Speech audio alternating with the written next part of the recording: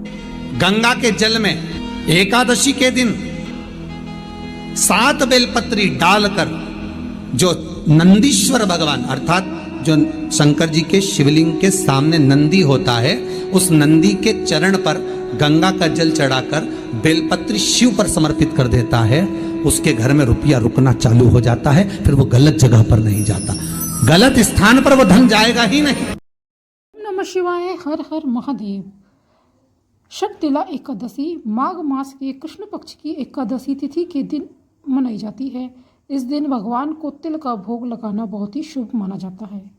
षटतिला एकादशी का महत्व, पूजा विधि और उपाय आज हम इस वीडियो में जानेंगे। माघ मास में कृष्ण पक्ष की एकादशी तिथि को षटतिला एकादशी के नाम से जाना जाता है। षटतिला एकादशी को माघ कृष्ण एकादशी के नाम से भी जानते हैं। इस दिन भगवान को तिल का भोग लगाना चाहिए। इस दिन तिल का दान करने का विशेष महत्व है, साथ ही शुभ फलों की इससे प्राप्ति होती है। षटतिला एकादशी का व्रत कब रखा जाएगा? शुभ मुहूर्त, पूजा विधि और उपाय। षटतिला एकादशी का शुभ मुहूर्त। एकादशी तिथि की शुरुआत 5 फरवरी शाम के समय 5:25 से होगी। एकादशी तिथि 6 फरवरी शाम 4:08 पर रहेगी। पारण का समय 7 फरवरी को सुबह 7:04 से 9:20 तक का रहेगा। पौराणिक कथाओं के अनुसार जितना पुण्य कन्यादान, 1000 वर्षों की तपस्या और स्वर्ण दान करने के बाद मिलता है, उससे कहीं ज़्यादा फल षटतिला एकादशी के दिन मिलता है। ऐसी मान्यता है कि षटतिला एकादशी का व्रत जो कोई भी व्यक्ति करता है, उसे धन संपत्ति के साथ अच्छा स्वास्थ्य का फल मिलता है। षटतिला एकादशी के दिन सुबह जल्दी उठकर स्नान आदि के बाद घर के मंदिर में दीपक प्रज्वलित करें। भगवान विष्णु का गंगा जल से अभिषेक करें। भगवान विष्णु को इसके बाद पीले पुष्प अर्पित करें। भगवान विष्णु को तुलसी दल मिलाकर ही भोग लगाएं और इस बात का विशेष ख्याल रखें कि भगवान को सिर्फ और सिर्फ सात्विक चीज़ों का ही भोग लगाना चाहिए। षटतिल एकादशी पूजा सामग्री लिस्ट। श्री विष्णु जी का चित्र या मूर्ति, पुष्प, नारियल, सुपारी, फल, लौंग, धूप, दीप, घी, पंचामृत, अक्षत, तुलसी दल, चंदन और मिष्ठान से भगवान विष्णु की पूजा करनी चाहिए। षटतिला एकादशी के दिन विधिवत भगवान विष्णु की काले तिलों से पूजा करने से व्यक्ति हर तरह के पापों से मुक्ति पा लेता है, साथ ही रोग, दोष और भय से मुक्ति मिलती है। षटतिला एकादशी के दिन काले तिल, काली गाय के दान से हजारों वर्षों की तपस्या का फल मिलता है।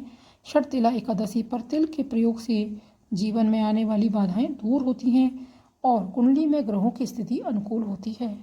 षटतिला एकादशी व्रत रखने से परिवार की दरिद्रता दूर हो जाती है और संपन्नता आती है। षटतिला एकादशी व्रत का नियम। द्वादशी के दिन भगवान विष्णु की पूजा करने के बाद ही पारण के दौरान व्रत खोला जाता है। व्रत में कुछ भी नहीं खाना होता है। कुछ भक्त इस दिन अकेले तिल का ही सेवन करते हैं। अगर पूरा व्रत करना संभव ना हो तो व्रती दूध और फल अवश्य ग्रहण कर सकते हैं। षटतिला एकादशी के दिन आप कुछ चीज़ें हैं जिन्हें बिल्कुल भी ना खाएं, जैसे कि मसूर की दाल, चना दाल, उड़द दाल, गोभी, गाजर, शलजम और पालक का साग। इन चीज़ों का सेवन एकादशी के दिन भूल कर भी ना करें। भगवान विष्णु को मालपुए बेहद पसंद हैं। भगवान विष्णु को सभी तरह के फल और मिठाइयों का भोग लगाया जाता है, पर मान्यता है कि श्री हरि विष्णु मालपुए से बहुत प्रसन्न रहते हैं। अगर आप भगवान विष्णु को मालपुए का भोग लगाते हैं और घर पर ये मालपुए को पूरी शुद्धता से बनाते हैं तो भगवान विष्णु शीघ्र ही प्रसन्न हो जाते हैं। एकादशी के दिन भगवान विष्णु को चावल बिल्कुल नहीं चढ़ाएं। सफ़ेद अक्षत का इस्तेमाल करने से व्यक्ति को दोष लगता है। आप सफ़ेद अक्षत की जगह चंदन या हल्दी लगाकर अक्षत इस्तेमाल करें तो आप अपने ऊपर लगने वाले दोषों से बच सकते हैं। सफ़ेद अक्षत भगवान विष्णु को भूल कर भी नहीं चढ़ाना चाहिए। एकादशी के व्रत में आप हल्दी का प्रयोग कर सकते हैं। अगर आप षटतिला एकादशी के दिन इन उपायों को करते हैं तो आपके जीवन से सारी समस्याओं से आपको छुटकारा मिल जाता है। धार्मिक मान्यताओं के अनुसार इस दिन अगर आप सुबह नहाने के पानी में गंगा जल और तिल मिलाकर नहाते हैं, इसके बाद पवित्र स्नान के बाद भगवान विष्णु के मंदिर जाते हैं और वह विधि विधान के अनुसार पूजा करते हैं, तो इससे आपको जीवन में आने वाली जो बाधाएं हैं वे दूर हो जाती हैं। और पूजा में भूल कर भी आप चावल को बिल्कुल भी शामिल ना करिएगा। एकादशी के दिन पितृदोष को दूर करना चाहते हैं, आपकी कुंडली में पितृदोष लगा हुआ है, तो षटतिला एकादशी पर पितरों का तर्पण करना बेहद शुभ माना जाता है। ऐसी मान्यता है कि इस दिन तर्पण करने से पितृ प्रसन्न होते हैं, साथ ही पितृदोष से मुक्ति मिलती है। षटतिला एकादशी के दिन भूल कर भी आपको यह कार्य नहीं करना चाहिए, नहीं तो भगवान विष्णु आपसे नाराज हो जाएंगे। एकादशी के दिन चावल का सेवन वर्जित है। धार्मिक मान्यता के अनुसार जगत के पालनहार भगवान विष्णु के रोम से चावल की उत्पत्ति हुई है, इसलिए चावल का सेवन बिल्कुल भी ना करें।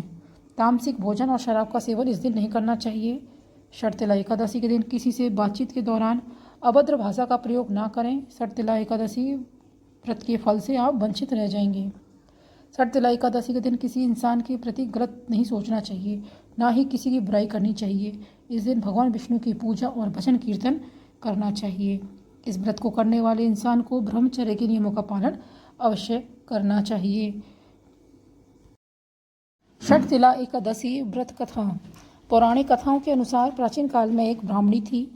धर्मपरायण होने के बाद भी वह हमेशा पूजा और व्रत करती थी, लेकिन कभी दान नहीं करती थी और ना ही देवी देवताओं और ब्राह्मणों को धन और धन का दान किया करती थी।